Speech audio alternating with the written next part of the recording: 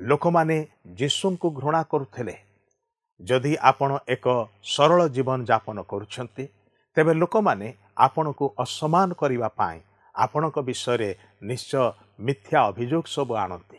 किंतु सेपरी परिस्थिति रे आपण निजको किपरि भावरे उपस्थापन करिवे, कि प्रकार प्रतिक्रिया देखेबे, ए सब विषय आपणक उपरे जेपरि कोनसी प्रभाव पकेइब नाही से विषय रे सचेतन अछंती कि?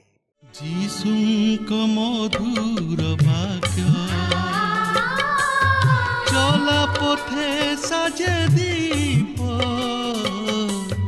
अमरी चरण पाई अलिभा आलोक देई जीवनर प्रतिपादे जीवनर प्रतिपादे पढ़ाई से सत्य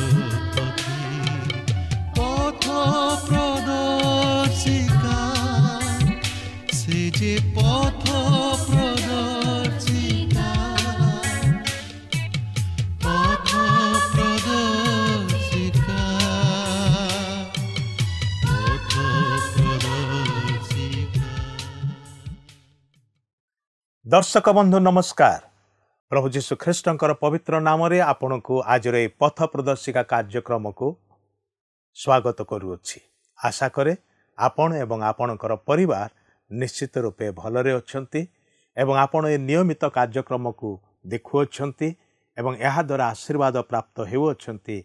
सेथिपाई आमाने प्रभु को धन्यवाद देउछु। आपण मानक मध्यरु अनेक आमानक सहित जोगाजोग करिसंती गत दिन मानकरे आमाने आपण मानक निकटरे धन्यवाद अटु। प्रिय बंधु, जदि ए पर्यंत आपण आम सहित जोगाजोग करिनाहांती टीवी स्क्रीन रे जो नंबरटा देखुछंती आज ही आमको सही नंबर रे कॉल करंतु।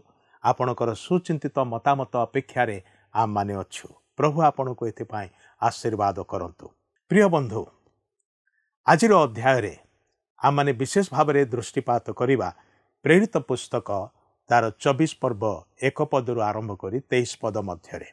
एथिरे आम माने देखु पाउलंकर प्रचार कार्य विभिन्न प्रकार बाधा ताड़ना रो सम्मुखीन होउछि, किंतु ए समस्त मध्यरे ईश्वरंकर अद्भुत योजना मध्य कार्यकारी हेउछि। आजिर अध्यायर शेषरे आमने एक कथा प्रति दृष्टिपात करिबा जे पाउलंकु काइसरिया को विचारित हबा पाई पठा जाइथिला। 5 दिन परे पाउलंकर अभियोगकारी माने जेरुसलाम रु काइसरिया को आसिले। जिहुदी मुखपात्र तर्तुल्य फेलिक्स निकटरे ठिया होइथिले एवं से पाउलंकु एक महामारी बोली कहिथिले, जे कुआडे गले दंगा सृष्टि करुथिले बोली से अभियोग कले। से परि कहिथिले जे से जणे नाजरीतीय संप्रदायर जणे मुख्य एवं से जेरुसलाम रे थिबा मंदिर को अपवित्र करिया पाए चेष्टा करुछंती। फेलिक्स पूर्वरु पाउल निज पाए निजे लढ़िथिले। पुणी से फेलिक्स को कहिथिले जे से केवल अल्प समय जेरुसलाम रे थिले, तेणु मंदिर किंबा कोनसी धर्मपीठ रे कोनसी प्रकार असुविधा घटाई थिबार अभियोग हेई पारिबो नाही। से फेलिक्स को कहिथिले जे यहूदी माने सेमानकर कोनसी अभियोग प्रमाण करि पारु नाहांती। यीशु ही एकमात्र पथ एवं यहूदी नियम एवं यहूदी भविष्यवक्ता मानक द्वारा लिखित समस्त विषय उपरे विश्वास को पाउल स्वीकार करुथिले। एठारे पाउल पुनरुत्थान रे विश्वास व्यतीत यहूदी परिषद रे ताहांक विरुद्ध रे अन्य कोनसी प्रकार आईनगत अभियोग नाही बोली कि कहिबा को पारिले, जहा कि बंदित्वर कारण हेई पारिबो। जहा भी हो पाउलंको से माने कारागार रे निक्षेप कले, मध्य तांक प्रति दुर्व्यवहार कले। जहा भी हो से माने पाउलंको कारागार रे निक्षेप कले, किंतु तांक प्रति दुर्व्यवहार न करिबा को आदेश दिया जाइथिला और तांकर संगी मान को ताहांक सहित देखा करिबा निमंते अनुमति दिया जाइथिला।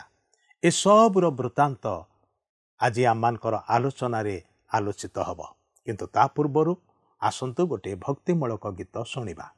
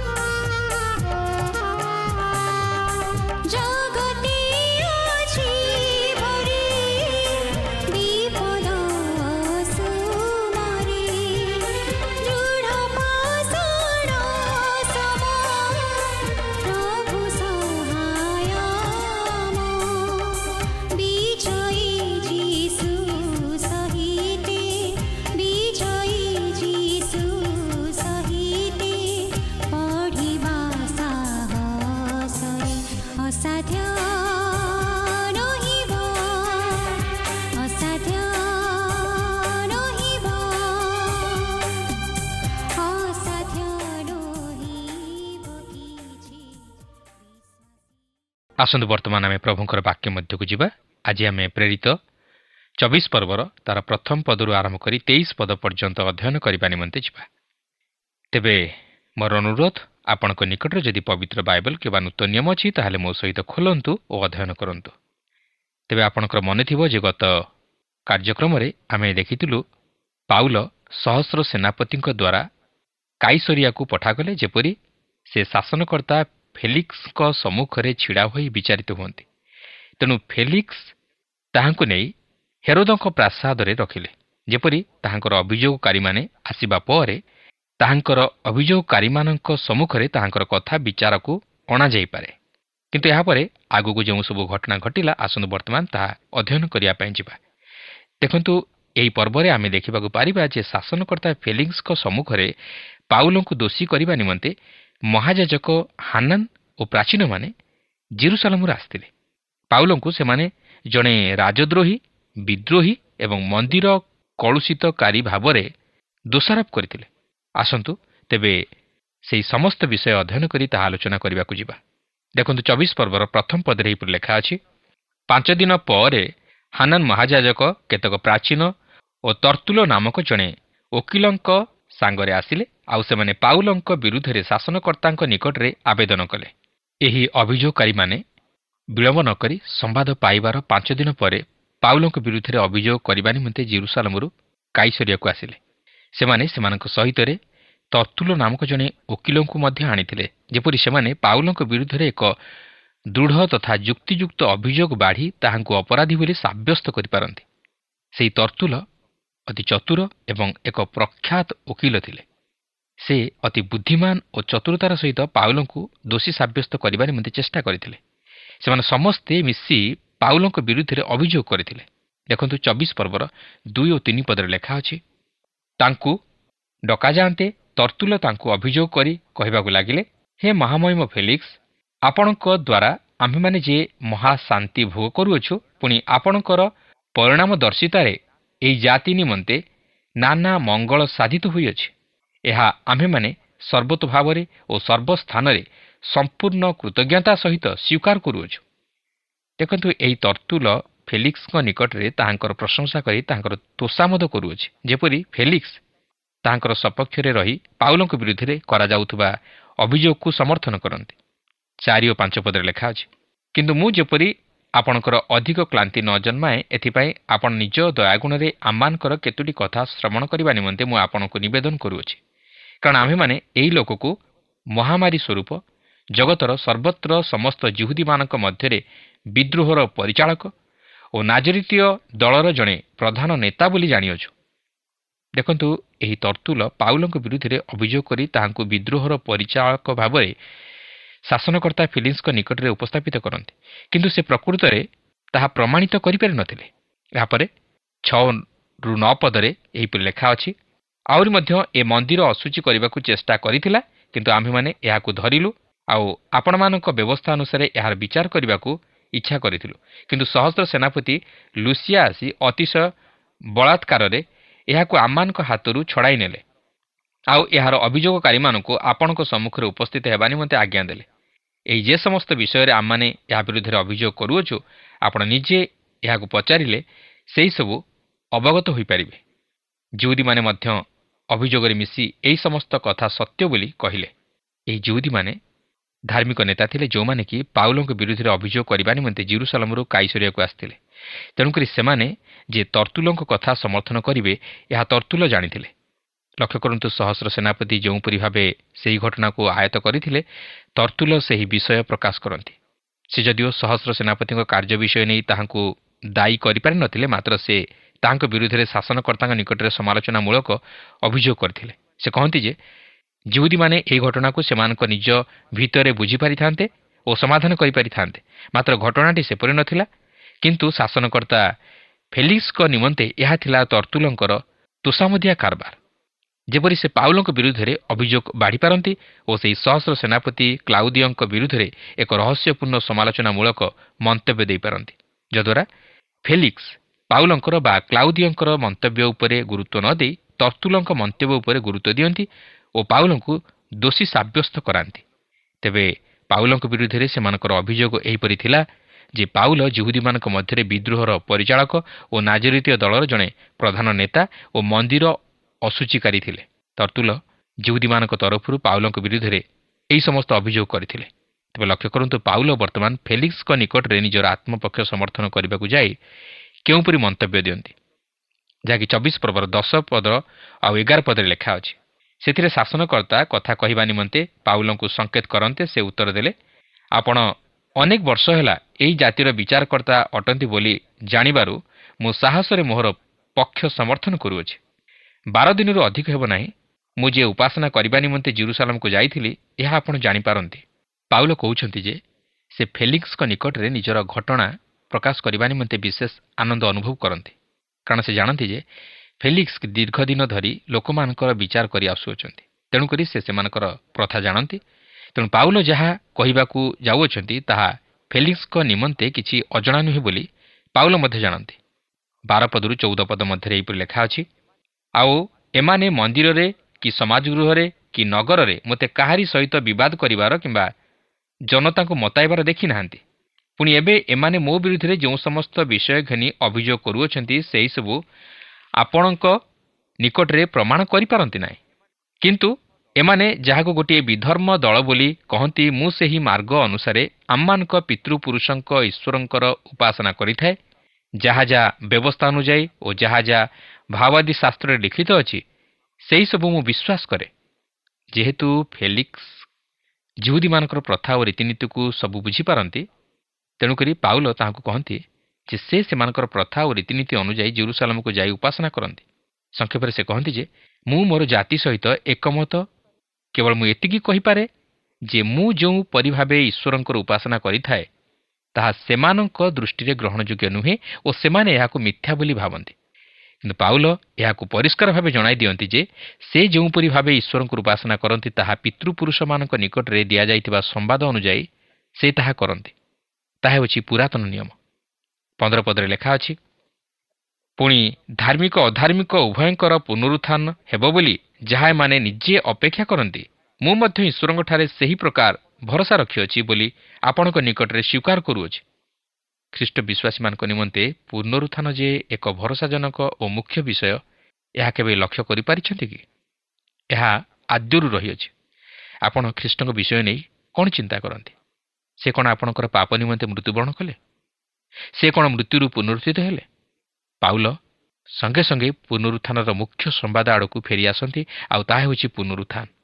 ଯେହେତୁ ଖ୍ରୀଷ୍ଟ ଯଦି ମୃତ୍ୟୁରୁ ପୁନରୁତ୍ଥିତ ହୋଇନଥାନ୍ତେ, ତାହେଲେ ସୁସମାଚାରର ସତ୍ୟତା କିମ୍ବା ପବିତ୍ର ବାଇବଲର ସତ୍ୟତା ପ୍ରତିପାଦିତ ହୋଇପାରିନଥାନ୍ତା, କି ଖ୍ରୀଷ୍ଟ ବିଶ୍ୱାସୀମାନଙ୍କ ନିମନ୍ତେ କୌଣସି ଆଶା ଓ ଭରସା ନଥାନ୍ତା।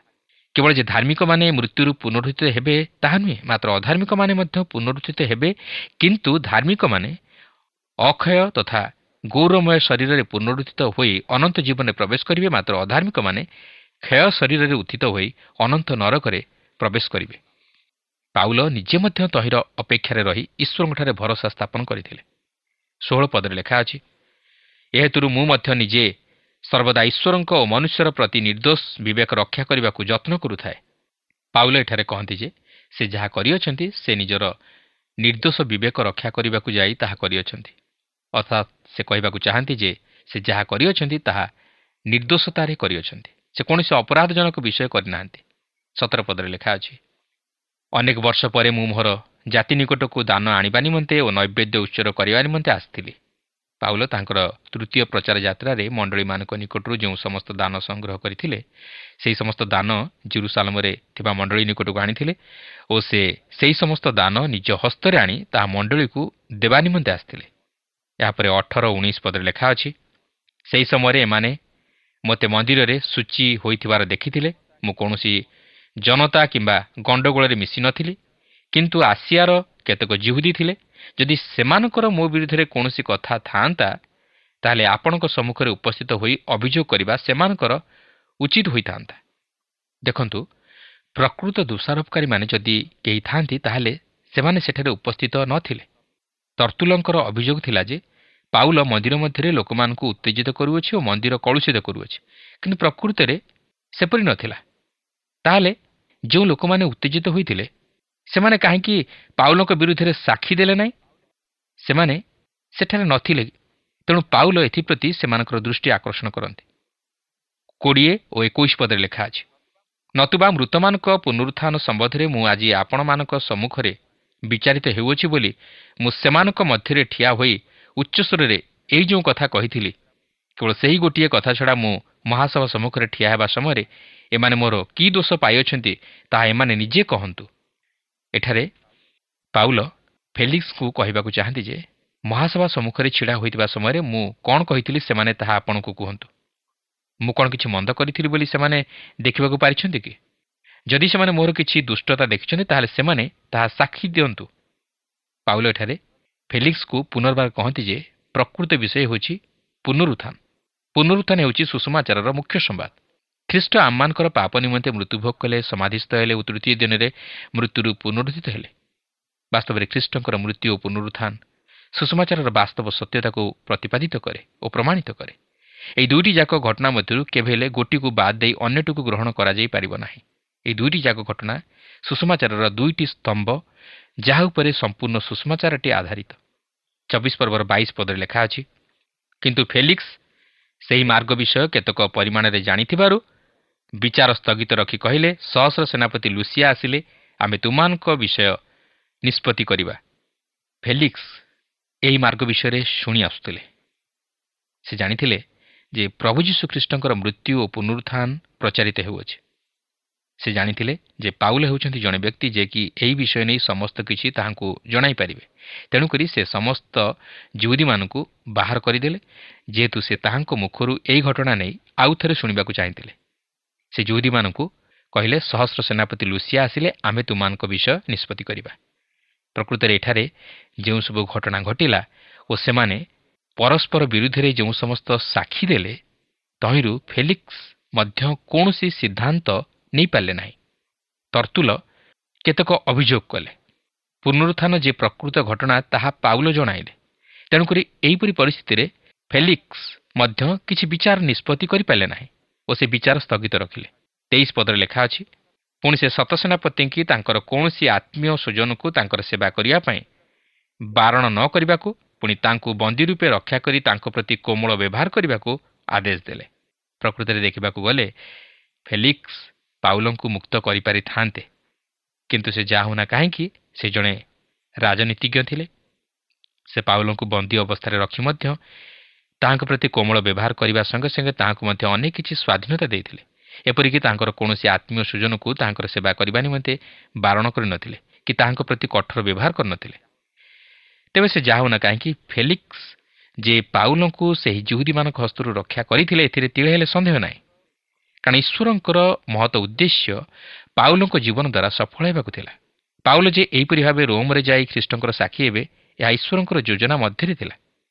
ତେବେ ଆପଣ ଏଠାରେ ପ୍ରଶ୍ନ କରିପାରନ୍ତି ଯେ କ'ଣ ଈଶ୍ୱର ଚାହିଁଥିଲେ ପାଉଲଙ୍କୁ ସିଧାସଳଖ ରୋମରେ ଯାଇ ପ୍ରଚାର କରିବା ନିମନ୍ତେ ସୁଯୋଗ ଦେଇନଥାନ୍ତେ? କିନ୍ତୁ ସେ ପାଉଲଙ୍କୁ କାହିଁକି ଏହିପରି ଅନେକ ପ୍ରକାର ବାଧାବିଘ୍ନ ଓ ତାଡ଼ନାର ମଧ୍ୟ ଦେଇ ଗତି କରାଇଲେ? ପ୍ରିୟ ବନ୍ଧୁ, ଈଶ୍ୱରଙ୍କ ଯୋଜନା ବା ଉଦ୍ଦେଶ୍ୟ ବିରୁଦ୍ଧରେ ମନୁଷ୍ୟ କେବେ ହେଲେ ଯାଇନପାରେ। କିମ୍ବା ମନୁଷ୍ୟ ଈଶ୍ୱରଙ୍କ ଇଚ୍ଛା ବିରୁଦ୍ଧରେ ଯାଇ କୌଣସି କାର୍ଯ୍ୟ କରିନପାରେ। ତାଛଡ଼ା ପାଉଲ ଯଦି ଅତି ସୁରୁଖୁରୁରେ ରୋମକୁ ଯାଇ ବାକ୍ୟ ପ୍ରଚାର କରିଥାନ୍ତେ, ତାହେଲେ ଖ୍ରୀଷ୍ଟଙ୍କ ନିମନ୍ତେ ତାଡ଼ନା ଓ କ୍ଲେଶ ବା ବନ୍ଧନ କିଏ ସହ୍ୟ କରିଥାନ୍ତା? କିମ୍ବା ରାଜା ଓ ଶାସନକର୍ତ୍ତାମାନଙ୍କ ନିକଟରେ କିଏ ଖ୍ରୀଷ୍ଟଙ୍କ ନିମନ୍ତେ ସାକ୍ଷୀ ହୋଇଥାନ୍ତା? ତେଣୁ ଏହିପରି ଘଟିବ ବୋଲି ପ୍ରଭୁ ପୂର୍ବରୁ ପାଉଲଙ୍କୁ ଯେପରି ଜଣାଇଥିଲେ, ତାହା ସେହି ପ୍ରକାର ସଫଳ ହେବାକୁ ଥିଲା। କାରଣ ଈଶ୍ୱରଙ୍କ ଯୋଜନା କେବେ ହେଲେ ବିଫଳ ହୁଏ ନାହିଁ, ତାହା ନିଶ୍ଚିତ ଭାବେ ସଫଳ ହୁଏ। ଈଶ୍ୱରଙ୍କର ଯୋଜନା ଥିଲା ପାଉଲ ଯେପରି ରୋମକୁ ଯାଇ ଖ୍ରୀଷ୍ଟଙ୍କ ନିମନ୍ତେ ସାକ୍ଷୀ ହୁଅନ୍ତୁ, ଆଉ ତାହା ମଧ୍ୟ ଏହିପରି ଭାବେ ସଫଳ ହେବାକୁ ଯାଉଅଛି, ଯାହାକି ଆମେ ପରବର୍ତ୍ତୀ ଅଂଶରେ ଅଧ୍ୟୟନ କଲେ ଜାଣିପାରିବା। କିନ୍ତୁ ଏଠାରେ ଆମେ ପାଉଲଙ୍କ ଜୀବନରୁ ଏହି ଶିକ୍ଷା ପାଉ ଯେ ସେ ଖ୍ରୀଷ୍ଟଙ୍କ ନିମନ୍ତେ ତାଡ଼ନା ଓ କ୍ଲେଶ ସହ୍ୟ କରିବା ନିମନ୍ତେ ପଛେଇ ନଥିଲେ। ସେ ଖ୍ରୀଷ୍ଟଙ୍କ ନିମନ୍ତେ ମୃତ୍ୟୁଭୋଗ କରିବାକୁ ସୁଦ୍ଧା ଭ୍ରୂକ୍ଷେପ କରିନଥିଲେ। କାରଣ ସେ ଖ୍ରୀଷ୍ଟଙ୍କ ନିମନ୍ତେ ଅନେକଙ୍କୁ ଲାଭ କରିବା ପାଇଁ ଚାହିଁଥିଲେ ଓ ସେ ମଧ୍ୟ ତାହା ସଫଳ କଲେ। ଖ୍ରୀଷ୍ଟ ଚାହାନ୍ତି ଆମେ ନିଜେ ବଞ୍ଚିବା ସଙ୍ଗେ ସଙ୍ଗେ ଅନ୍ୟମାନଙ୍କୁ ମଧ୍ୟ ବଞ୍ଚାଉ ଓ ଖ୍ରୀଷ୍ଟଙ୍କ ନିମନ୍ତେ ସାକ୍ଷୀ ହେଉ। ପ୍ରିୟ ବନ୍ଧୁ, ଯଦି ଆମେ ପାଉଲଙ୍କ ଜୀବନକୁ ଲକ୍ଷ୍ୟ କରିବା, ଆମେ ଜାଣିପାରିବା ଯେ ପାଉଲଙ୍କର ଜୀବନ କେତେ ଉତ୍ଥାନ ପତନ ମଧ୍ୟ ଦେଇ ଗତି କରିଥିଲା, କେତେ ଘାତ ପ୍ରତିଘାତ ମଧ୍ୟ ଦେଇ ଗତି କରିଥିଲା, ସେ କେତେ ସମସ୍ୟା ମଧ୍ୟ ଦେଇ ଗତି କରିଥିଲେ, କିନ୍ତୁ କାହା ପାଇଁ? ଖ୍ରୀଷ୍ଟଙ୍କ ପାଇଁ। ଆଉ ସେଥିପାଇଁ ସେ ତାଙ୍କର ଜୀବନ କାଳରେ ଏହି ଜଗତରେ ଅନେକ ଖ୍ରୀଷ୍ଟୀୟ ମଣ୍ଡଳୀଗୁଡ଼ିକ ପ୍ରତିଷ୍ଠା କରିଥିଲେ, ଖ୍ରୀଷ୍ଟଙ୍କ ନିମନ୍ତେ ଅନେକଙ୍କୁ ଲାଭ କରିଥିଲେ, ଅନେକଙ୍କୁ ସେହି ଅନନ୍ତ ଜୀବନର ମାର୍ଗ ଦେଖାଇଥିଲେ। କିନ୍ତୁ ଆଜି ସେହି ବାକ୍ୟ ଆମମାନଙ୍କ ଜୀବନରେ କେତେ ଦୂର କାର୍ଯ୍ୟକାରୀ ହୋଇପାରୁଛି? ଆମେ କ'ଣ ସେହି ବାକ୍ୟ ଅନୁଯାୟୀ ନିଜର ପାପମୟ ଜୀବନକୁ ଦେଖିପାରୁଛୁ କି? ଈଶ୍ୱର ମୋତେ କେଉଁ ଅଭିପ୍ରାୟ ନେଇ ଜଗତକୁ ପଠାଇଛନ୍ତି ସେ ବିଷୟ ନେଇ କେବେ ଆମେ ଚିନ୍ତା କରିଛୁ କି? କେବେ ନିଜକୁ ପ୍ରଶ୍ନ କରିଛୁ କି? ଈଶ୍ୱର ମୋ ପ୍ରତି ଏହି ସମସ୍ତ ବିଷୟ ସାଧନ କରିଛନ୍ତି, ମାତ୍ର ଈଶ୍ୱରଙ୍କ ପାଇଁ ମୁଁ କ'ଣ କରିପାରିଛି? ପ୍ରଭୁ ମୋତେ ରକ୍ଷା କଲେ, ପ୍ରଭୁ ମୋତେ ଉଦ୍ଧାର କଲେ, ପ୍ରଭୁ ମୋତେ ତାଙ୍କର ଅନୁଗ୍ରହ ପ୍ରଦାନ କଲେ, କିନ୍ତୁ ମୁଁ ପ୍ରଭୁଙ୍କ ପାଇଁ କ'ଣ କରିପାରିଛି? ପାଉଲ ଯେତେବେଳେ ତାଙ୍କର ଜୀବନକୁ ସେ ସମୀକ୍ଷା କଲେ, ସେ ତାଙ୍କର ସେ ଜୀବନକୁ ଦେଖିଲେ ଯେ ପ୍ରକୃତରେ ପ୍ରଭୁଙ୍କର କେତେ ଅନୁଗ୍ରହ ତାହାଙ୍କ ପ୍ରତି ଥିଲା, ଆଉ ସେ ତାହା ଅନ୍ୟମାନଙ୍କୁ ବାଣ୍ଟିବାରେ ଲାଗିଲେ, ଅନ୍ୟମାନଙ୍କ ନିକଟରେ ପ୍ରଭୁ ଯୀଶୁଙ୍କୁ ପ୍ରଚାର କଲେ, ଯେପରି ଅନ୍ୟମାନେ ଖ୍ରୀଷ୍ଟଙ୍କୁ ଜାଣି ତାହାଙ୍କୁ ଉଦ୍ଧାରକର୍ତ୍ତା ରୂପେ ଗ୍ରହଣ କରି ପାପରୁ ଉଦ୍ଧାର ପାଇ ସେହି ସ୍ୱର୍ଗୀୟ ଶାନ୍ତି, ଆନନ୍ଦ ଓ ବିଭବର ଅଧିକାରୀ ହେବାକୁ ପାରନ୍ତି। ଆଜି ଖ୍ରୀଷ୍ଟଙ୍କ ନିମନ୍ତେ ଆମମାନଙ୍କର କେଉଁପରି ସାକ୍ଷମର ଜୀବନ ଅଛି? ଆଜି ଆମେ ଖ୍ରୀଷ୍ଟଙ୍କ ନିମନ୍ତେ କେଉଁପରି ସ୍ୱାର୍ଥତ୍ୟାଗର ଜୀବନ କାଟୁଅଛୁ? କିନ୍ତୁ ସମୟ ଥାଉଁ ଥାଉଁ, ସୁଯୋଗ ଥାଉଁ ଥାଉଁ ଯଦି ଆମମାନେ ନିଜର ଜୀବନକୁ ସମୀକ୍ଷା ନ କରୁ, ଈଶ୍ୱରଙ୍କର ଅଭିମତକୁ ସଫଳ ନ କରୁ, ତାହେଲେ ଆମେ କେବେ ହେଲେ ଈଶ୍ୱରଙ୍କ ଠାରୁ ସେହି ସମସ୍ତ ଆଶୀର୍ବାଦ ପ୍ରାପ୍ତ ହୋଇପାରିବା ନାହିଁ। ଆମେ କେବେ ହେଲେ ଈଶ୍ୱରଙ୍କର ଅଭିମତକୁ ସଫଳ କରିପାରିବା ନାହିଁ। ତେଣୁ ଆସୁ ପାଉଲଙ୍କ ଜୀବନକୁ ଲକ୍ଷ୍ୟ କରୁ ଏବଂ ଖ୍ରୀଷ୍ଟଙ୍କୁ ଲକ୍ଷ୍ୟ କରୁ। ଖ୍ରୀଷ୍ଟଙ୍କୁ ଲକ୍ଷ୍ୟ କରି ନିଜର ଜୀବନକୁ ବଦଳାଉ ଏବଂ ପାଉଲଙ୍କୁ ଲକ୍ଷ୍ୟ କରି ଅନ୍ୟମାନଙ୍କ ନିମନ୍ତେ ସାକ୍ଷୀ ହେଉ। ତାହେଲେ ପ୍ରଭୁ ଆମମାନଙ୍କ ଜୀବନ ଦ୍ୱାରା ତାଙ୍କର ଅଭିମତ ସାଧନ କରିପାରିବେ। ପ୍ରଭୁ ପ୍ରତ୍ୟେକଙ୍କୁ ଏହି ସଂକ୍ଷିପ୍ତ ଆଲୋଚନା ମଧ୍ୟ ଦେଇ ଆଶୀର୍ବାଦ କରନ୍ତୁ। ଆଜିର ଅଧ୍ୟୟନରେ ଆମମାନେ ପାଉଲଙ୍କୁ ପ୍ରଭୁ କି ପ୍ରକାର ଭାବରେ ସୁରକ୍ଷା ଦେଉଥିଲେ ତାହା ଆମମାନେ ଦେଖିଲୁ। ଯେଉଁମାନେ ଯୀଶୁଙ୍କୁ ଭଲ ପାଆନ୍ତି ନାହିଁ କିମ୍ବା ଯୀଶୁଙ୍କୁ ଜାଣନ୍ତି ନାହିଁ, ସେମାନଙ୍କର ସମାଲୋଚନାରୁ ରକ୍ଷା ପାଇବା ପାଇଁ ଆମ ପାଖରେ ଯେତେବେଳେ ଅନ୍ୟ କୌଣସି ଉପାୟ ନାହିଁ, ସବୁ ବାଧାକୁ ଏଡ଼ାଇ ଯୀଶୁଙ୍କର ବିଷୟକୁ ପ୍ରକାଶ କରିବା ସବୁବେଳେ ସମ୍ଭବପର ହୋଇପାରିନଥାଏ। ଯଦିଓ ଆପଣଙ୍କର ଜୀବନ ସ୍ୱଚ୍ଛ ଏବଂ ଆପଣଙ୍କର କଥାବାର୍ତ୍ତା ଯଥାର୍ଥ, ତଥାପି ଆପଣଙ୍କ ପଛରେ ନିନ୍ଦା କରିବା ଲୋକମାନେ ଏ ଜଗତରେ ଅଛନ୍ତି। ଲୋକମାନେ ଯୀଶୁଙ୍କୁ ଘୃଣା କରୁଥିଲେ ଏବଂ ତାଙ୍କର ଜୀବନ, ତାହାଙ୍କର ବାକ୍ୟ ବିଷୟରେ ସେମାନେ ଜାଣିନଥିଲେ। ଆପଣ ଯେତେବେଳେ ଯୀଶୁଙ୍କୁ ପ୍ରେମ କରି, ଯୀଶୁଙ୍କୁ ଭୟ କରି ସରଳ ଜୀବନଯାପନ କରୁଛନ୍ତି, ତଥାପି ଲୋକମାନେ ଆପଣଙ୍କୁ ଅସମ୍ମାନ କରିବା ପାଇଁ ଆପଣଙ୍କ ବିରୁଦ୍ଧରେ ନାନା ପ୍ରକାର ମିଛ କଥା କହନ୍ତି, ମିଥ୍ୟା ଅଭିଯୋଗ ସବୁ ଆଣନ୍ତି।